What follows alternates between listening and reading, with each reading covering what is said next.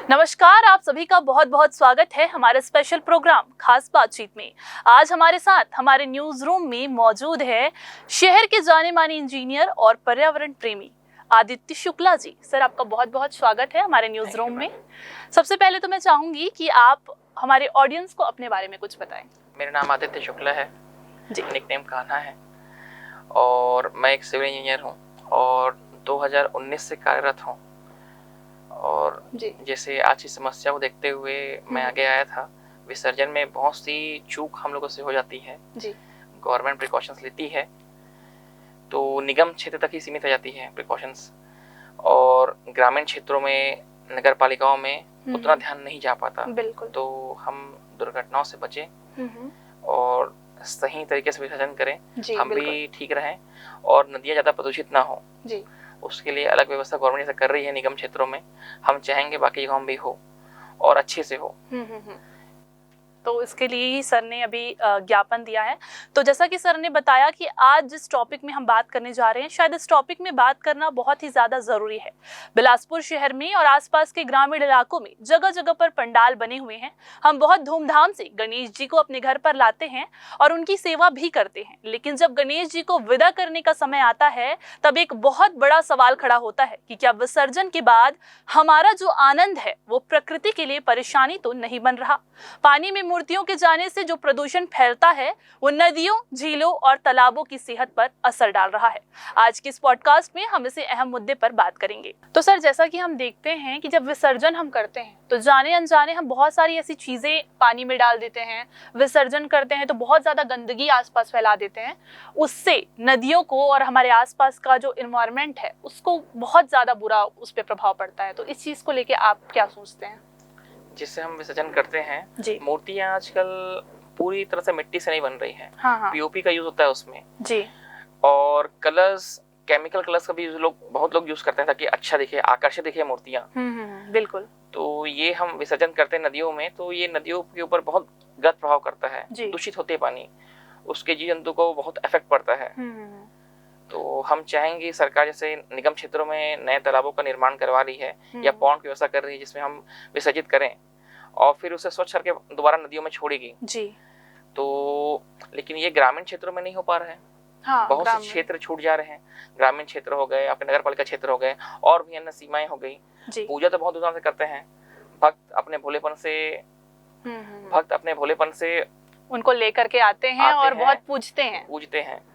तो उसी समस्या को देखते हुए मैं आया था आप लोगों के पास। जी।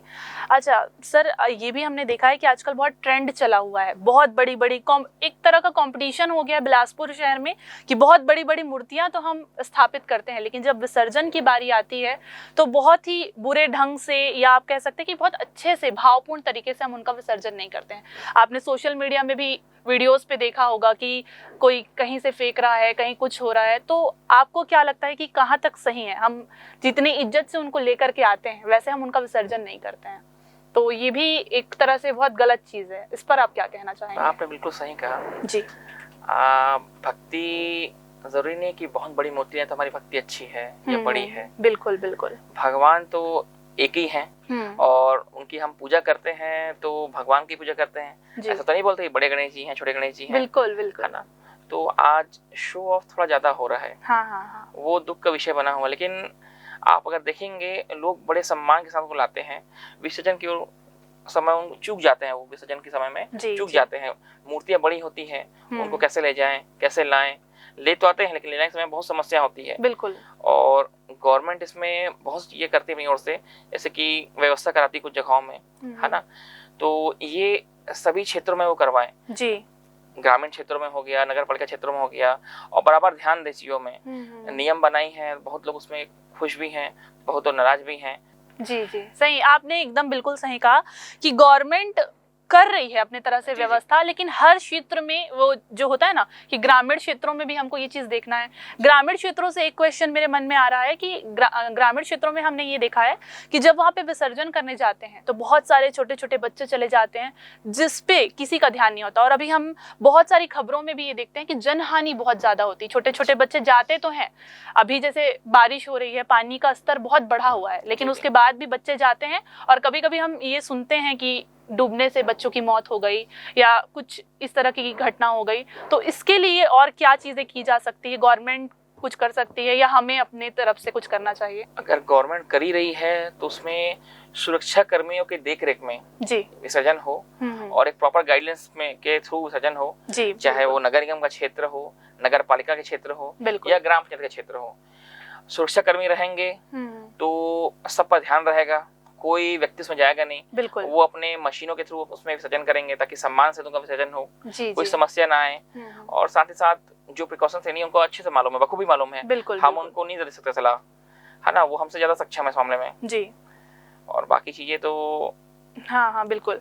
तो सर एक चीज और हमने देखा है कि आजकल की जो मूर्तियां हैं उसमें बहुत ही ज्यादा प्योर मिट्टी का यूज तो किया ही नहीं जाता, प्लास्टर ऑफ पेरिस का बहुत ज्यादा यूज किया जाता है और ये एक तरह से बहुत ही डेंजरस चीज है जीव जंतुओं के लिए या पानी में रहने वाले जीवों के लिए।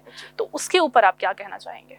हम इतना कर सकते हैं, गवर्नमेंट को नेक्स्ट टाइम के लिए अपन ये बोल सकते हैं कि नेक्स्ट टाइम से वो पीओपी का यूज बैन कर दे मूर्तियों में, और मूर्तियां एक प्रॉपर साइज में बने ताकि उसका उपयोग लोग ना करें। नेचुरल बनाए मूर्तियां, साथ ही साथ कलर्स जैसे हो गए नेचुरल कलर्स होते हैं, गोबर का यूज करें, मिट्टी का यूज करें, और भी चीजें रहती हैं उसका यूज करें जो कि नेचुरल हो, इजीली पानी में डिसॉल्व हो जाए। बिल्कुल बिल्कुल, है ना। जैसे कि सर अभी ट्रेंड भी चल रहा है इको फ्रेंडली मूर्तियां बनाने का, लोग आजकल बहुत ज्यादा अवेयर भी हो चुके हैं इस चीज को लेकर के, चाहे वो सोशल मीडिया के थ्रू हो या तो लोग आजकल इको फ्रेंडली मूर्तियां बना रहे हैं जिसे बनाना भी एक इजी टास्क है, बहुत ज्यादा खर्च भी नहीं होता और वो बहुत इजीली डिसॉल्व भी हो जाता है। तो इको फ्रेंडली मूर्ति क्या आपको लगता है कि कंपलसरी कर देना चाहिए?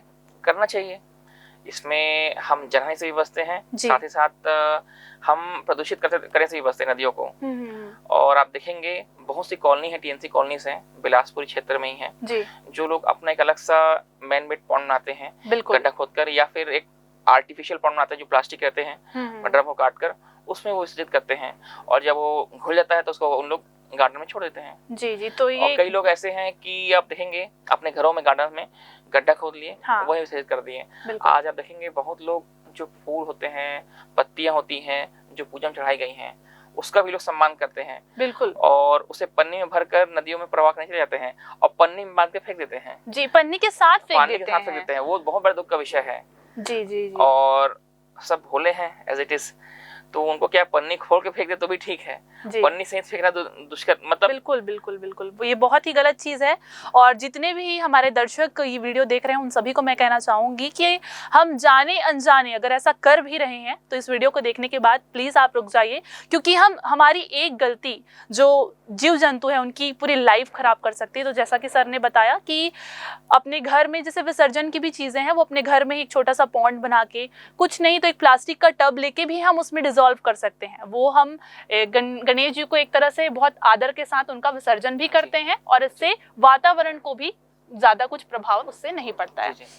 एक बहुत ही इंपॉर्टेंट क्वेश्चन यहाँ पर यह आता है कि अरपा नदी जो बिलासपुर की जीवनदायिनी नदी कहलाती है, तो अरपा नदी का पानी सब तरह के लिए यूज होता है, पीने के लिए भी यूज होता है, और जिस तरह से अरपा नदी की कंडीशन अभी हो चुकी है, जैसा प्रदूषण उसमें बढ़ता ही जा रहा है, अरपा नदी में हम देखते हैं कि पॉलीथीन्स, कचड़े और विसर्जन के समय तो बहुत ही ज्यादा दुर्गति बन जाती है।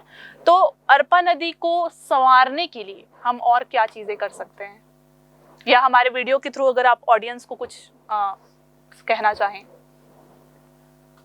आप अगर देखेंगे जी, अभी इसके बाद श्राद्ध पक्ष आएगा, लोग नदियों में जाते हैं, स्नान करते हैं जी, और वहीं से स्नान करके वापस आते हैं, पूजा करने जितने भी फूल वूल रहते हैं उसमें प्रवाहित करते हैं। आप अगर देखेंगे सिम्स हो गया और भी जगहें हो गई, वहाँ के जितने वेस्ट हैं, बाकी कॉलोनी के वेस्ट हैं, पाइप्स लगे हुए हैं, बड़े बड़े पाइप्स लगे हुए हैं, जिससे वहाँ की गंदगियाँ नदी में आके सम्मिलित होती हैं। क्या गारंटी कि वो स्वच्छ है? बिल्कुल गंदा ही होगा, है ना। तो उन चीजों पे निगम थोड़ा ध्यान दे जी। और नदी तो माँ का स्वरूप है, जल है तभी जीवन है जी जी। जैसे हम जल के बगैर नहीं जी सकते, वैसे जीव जंतु भी बगैर जल के नहीं जी सकते। और अगर प्रदूषित हो गया जल तो हमें भी तकलीफ होगा, उनको भी तकलीफ होगा, बिल्कुल बिल्कुल, है ना।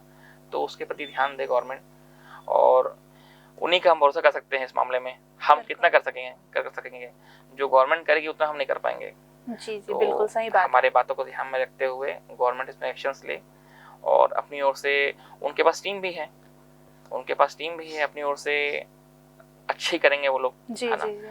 तो बेसिकली सर का ये कहना है कि शासन प्रशासन को इस और एक बड़ा कदम उठाना चाहिए, कुछ रूल रेगुलेशंस लागू कर देने चाहिए, जिससे हमारी जो आस्था है वो भी बहुत ही अच्छे तरीके से हम निभा सकें और पर्यावरण को भी इससे बहुत ज्यादा नुकसान ना पहुंचे। जी बिल्कुल। तो आइए मिलकर एक संकल्प लें कि श्रद्धा के साथ साथ प्रकृति की भी रक्षा करें। अगली खास बातचीत में फिर होगी आपसे मुलाकात एक नए गेस्ट के साथ और करेंगे बहुत सारी बातें। तब तक के लिए मुझे दीजिए इजाजत। नमस्कार।